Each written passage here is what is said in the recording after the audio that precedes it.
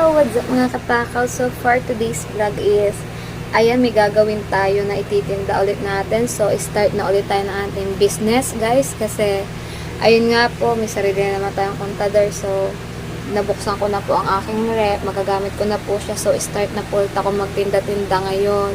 Pandagdag din po yan sa ipon namin dahil malapit na nga po tayong mga anak. So guys, ang aking gagawin nga po pala ngayon is Mango Graham Ice Cream Bar. So, papakita ko po sa inyo ang aking mga gagamitin sa ating gagawin na Mango Graham Ice Cream Bar. So, let's go guys! So guys, itong ating mga ingredients, yung mangga, and then condensed milk, and then Nestle cream all-purpose, at ang ating, syempre, pang malakas ang Graham na tinapay. At ito po, plastic, at ito yung paglalagyan natin. Yan. So, magsa-set up lang ako guys at mag-umpisa na tayo maggawa. So, let's go!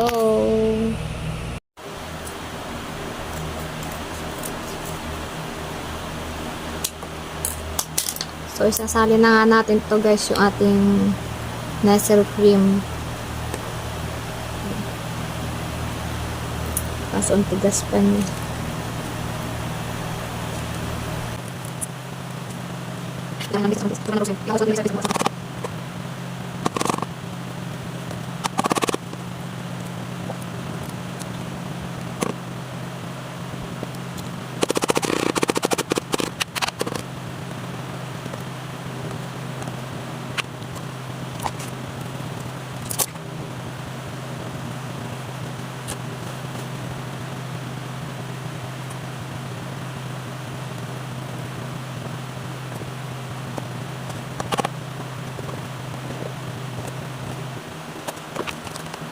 So, ayun guys, sasali na nga natin yung ating Nestle cream. So, ngayon naman ayaan natin siya sa mixer guys, na siguro mga 10 minutes. 10 minutes natin siyang haluin para mag-double yung kanya volume.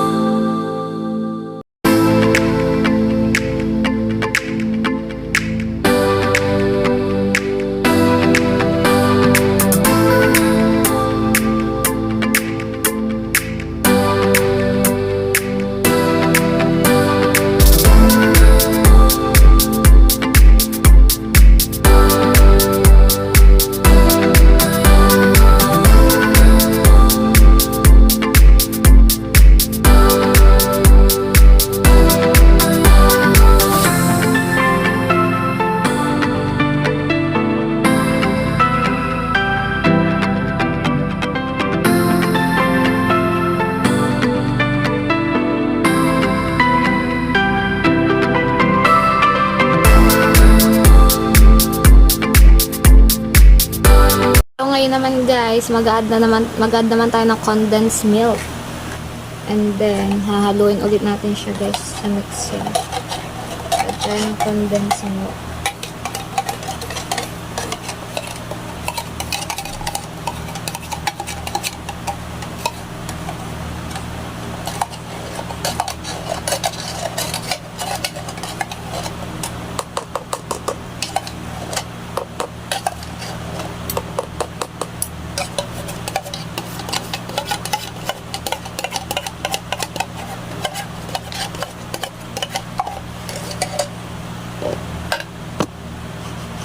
Ayun guys, ilagay na nga ulit natin yung ating condensed milk. So, haluin na ulit natin siya gamit ang ating mixer.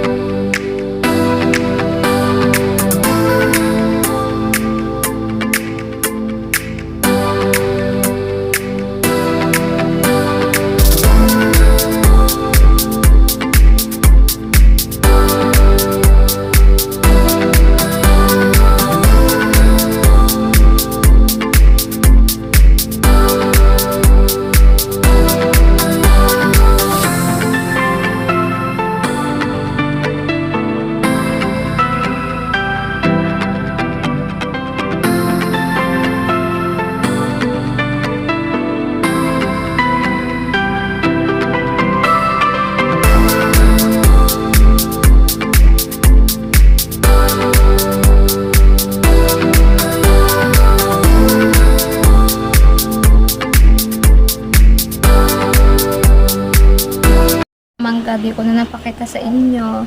So, ngayon ay mag-ano na tayo guys. Yan, magpapatas na tayo ng ating mango graham ice cream bar. So, let's go. Okay guys, okay na kayo ating mga ingredients. So, umpisahan na natin ang pagpapatas ng ating graham crackers. Let's go.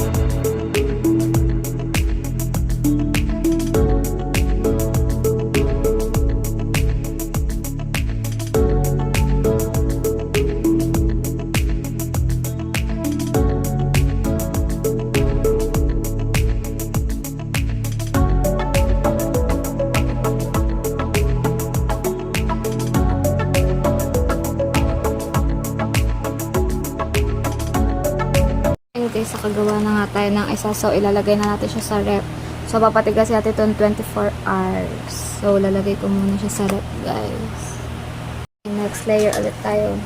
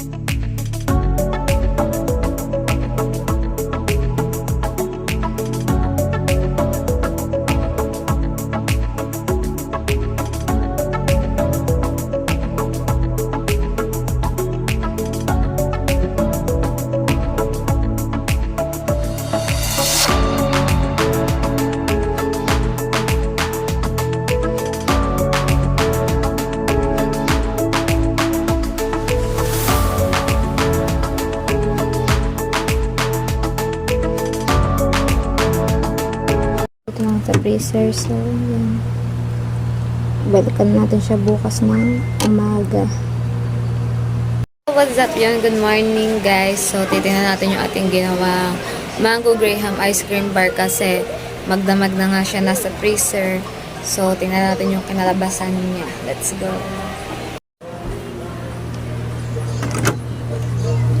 Wow, ayan na guys. Matigas na siya. So, pwede na natin siyang hiwa-hiwain at ilagay natin siya sa foil. Matigas na. At magagawa ulit tayo. So, hiwain na natin siya guys. Let's go. Ngayong ating diba?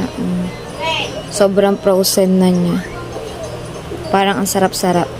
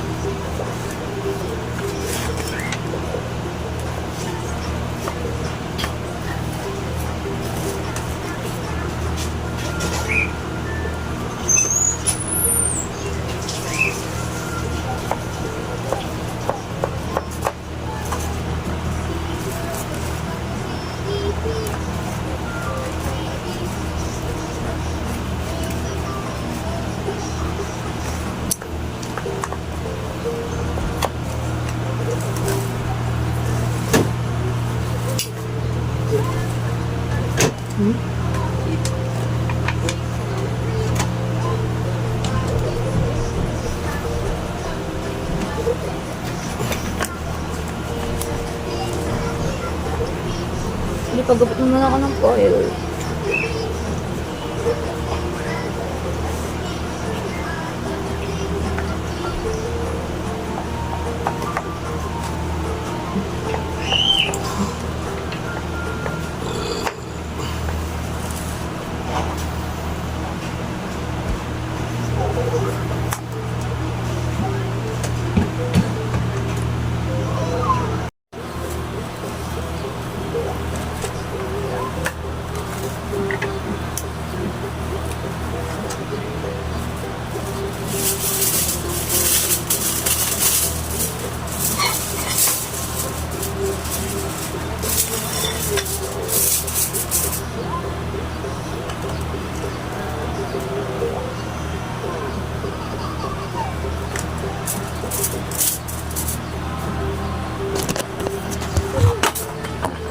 So, ayan guys. Ayan siya.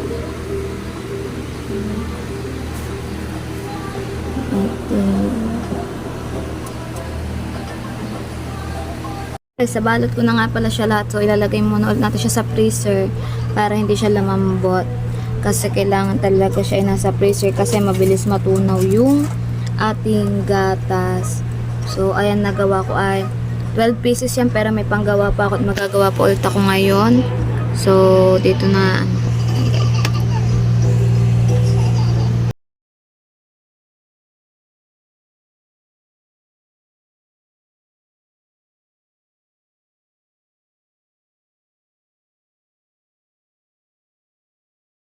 guys, nagawa nga po pala natin na Mango Graham ice cream bar ay 20 pieces. So, may bumili na po ng 10 pieces ang Tito Fred. May tira pa po tayong 10 pieces na ating ititinda at mamaya pa ay magagawa po ulit tayo. Try naman po natin gumawa ng ibang flavor. Avocado naman po siguro ang gagawin ko mamaya or Oreo. So, dito ko na nga din po pala tatapusin ang aking vlog for today's. I hope nag-enjoy po kayo sa aking paggagawa ng ating Mango Graham ice cream bar. Maraming salamat po sa lahat po na sumusuporta sa akin at sa lahat po na nakaabot sa vlog na ito. Maraming salamat po. So guys, magkita-kita na lang po tayo sa aking next vlog. Bye-bye po sa inyong lahat. Love you all!